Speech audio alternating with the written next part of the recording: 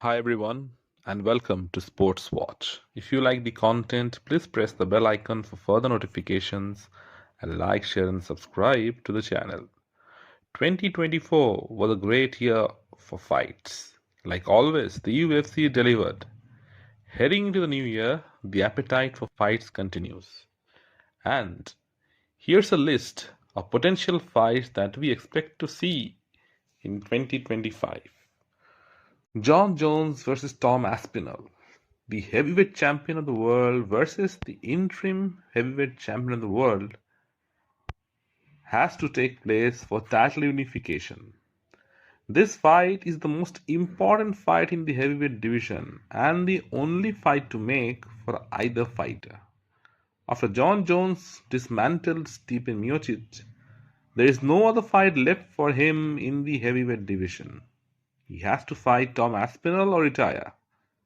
There's no other fight out there that makes sense. Tom Aspinall has been a wrecking ball in the heavyweight division, making light work of his opponents. Most of his fights haven't gone past the first round. He's a devastating finisher, both on the feet and on the ground. He has been calling out Jones ever since he won the belt. Jones has done his best to avoid him, but now they are on a collision course. And if we are to believe Dana White, that fight is bound to happen next. It's the unstoppable force versus the immovable object. Nobody has been able to solve the puzzle that is Jon Jones. Can Aspinall be that guy? We'll be itching to find out. If they do get in the ring, it will be one of the biggest fights in UFC history. Another fight that should take place in 2025 is Hamza Chimaev versus Dricus du Plessis. After what Chimaev did to Robert Whittaker, it's a foregone conclusion that he should fight for the belt next. No one has been able to deal with Hamza's wrestling. He has ragdolled almost every person he has faced.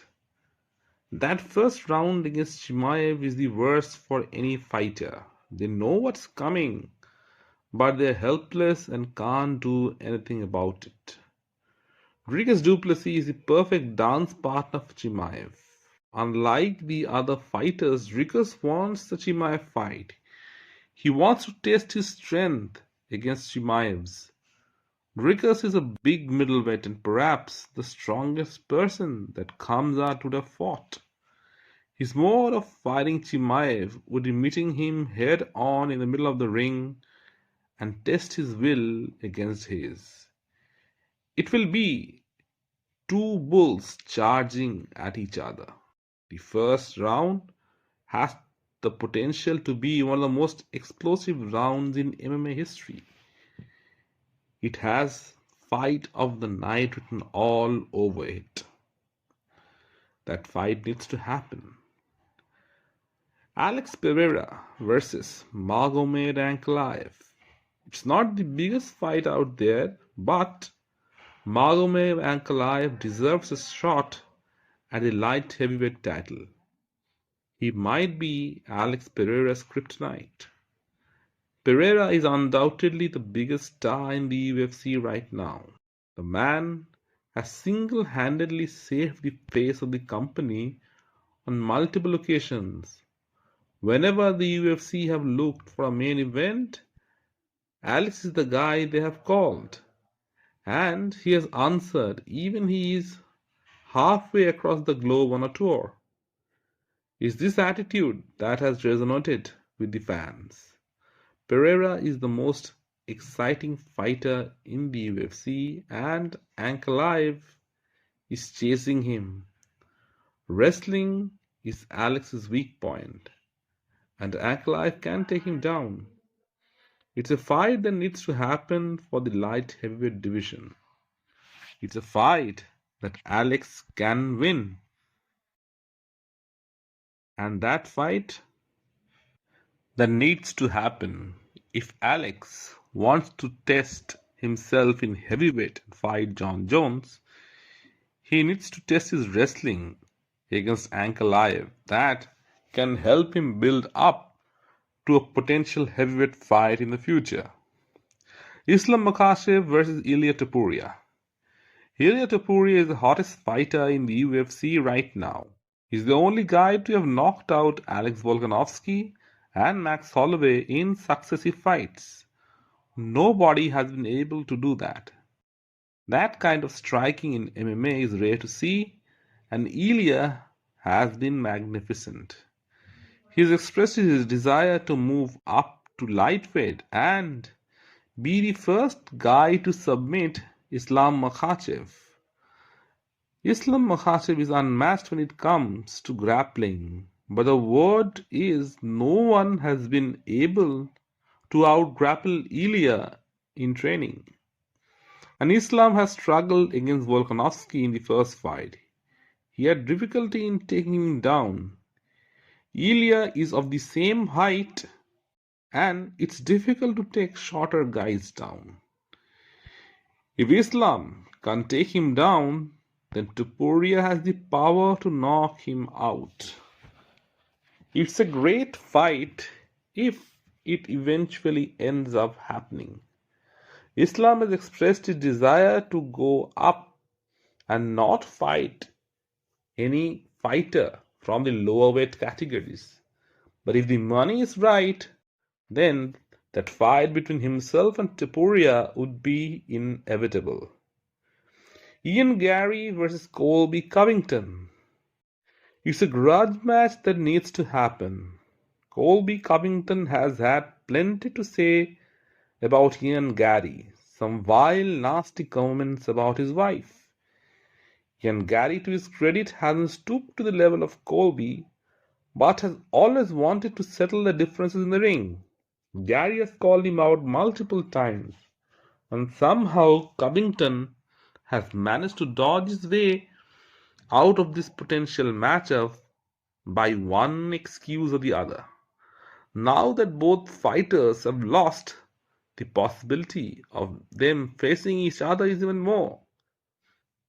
But Gary will have bragging rights. Colby looked despicable in his last fight against Buckley. He looked like a washed-up fighter, and now he's below Ian Gary in the rankings. Colby isn't getting any younger, and the Shafkat fight showed that Gary isn't easy to take down. So will Colby have the courage to step into the octagon with a young upstart like Ian Gary? It must see television. The build-up to that fight will be electric. The ball is in Colby's court. Dustin Poirier versus Justin Gaethje. Dustin Poirier has already stated that he has one fight left with the UFC. He has a few options up his sleeve, but the fight that makes the most sense would be the trilogy with Justin Gaethje. Both guys have won a piece, and the winner settles the debate as to who is the best between the two of them. To cap it off, make it for the BMF title. Dustin has always been close to an UFC title. He just hasn't managed to cross the final hurdle. But his resume is the best in the lightweight division. The same can be said about Justin Gaethje as well. They are mirror reflections of each other. With the BMF title on the line, Poirier might get the motivation he needs to close out his career with a belt around his waist. Justin Gaethje would be looking to get back into the winning ways after his knockout loss to Max Holloway. It will just be the kind of fight that gets his juices flowing. It's guaranteed violence whenever both of them get into the octagon. They will slug it out no matter what. And you may never know, at the end of it all, both of them might call it a day. It's the perfect storm, in a way. That is a fight that is one for the highlight reels, and the UFC might just make it happen. Let me know in the comment section what you feel. And if you like the content, please like, share, and subscribe to the channel.